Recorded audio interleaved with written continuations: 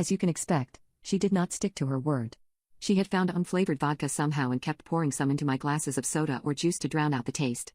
I started feeling a buzz halfway through the night and the room was kind of spinning. This was the first time I was drunk. She laughed and told me what she had done, and I left.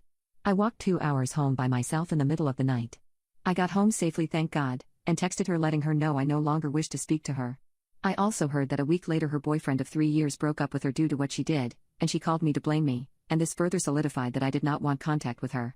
My life went on without her, and I met my now husband at the gym a few months later. We fell in love, got engaged and got married within 3 years. My sister was not invited and never attempted to reach out. But then she did a year ago, coincidentally when I was pregnant. She said she saw my Facebook post about my pregnancy with my husband on one of her friends' accounts, and asked me why I never let her know about anything. I reminded her what she did and how she acted. She actually apologized and said she had spent the last few years feeling guilty about what she had done. She begged for another chance and asked me to meet up. I discussed it with my husband and we decided to give her another chance.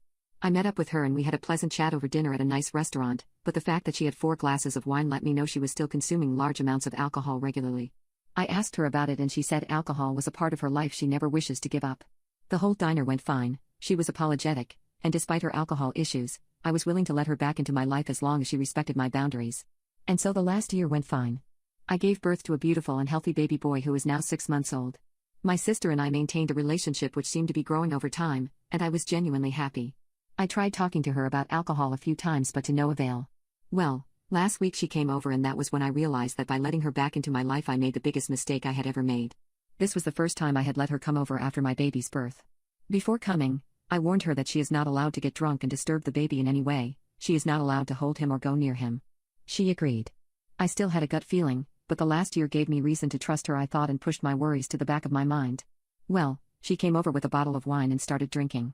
We all had a pleasant talk and my husband had a glass too. I did not drink. My sister almost finished the whole bottle herself and was quite hammered. When it was almost time for her to leave she asked to use the bathroom and I pointed her upstairs. A few minutes later she had not come back and I went to check on her. She was not in the bathroom so I looked in the rooms and I found her. In my and my husband's room, sitting on our bed and holding my baby. When she saw me she panicked, and proceeded to stand up to give him to me, but as she was standing up she lost balance and fell, proceeding to drop my baby onto the floor. I screamed and went to check up on my baby. He had not fallen from a huge height at all and was thankfully okay. He was of course crying but he seemed to sustain no major injuries which I thanked my lucky stars for. My sister got up and started apologizing and I called my husband who came upstairs. I told him to hold our baby and dragged my sisters downstairs and outside to speak to her.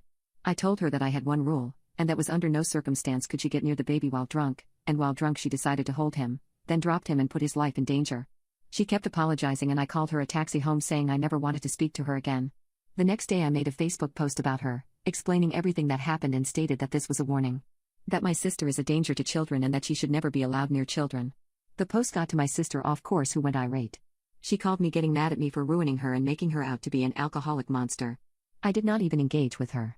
I told her she should be grateful I do not press charges against her for doing such a thing, and if she ever contacts me again I might go through with pressing charges.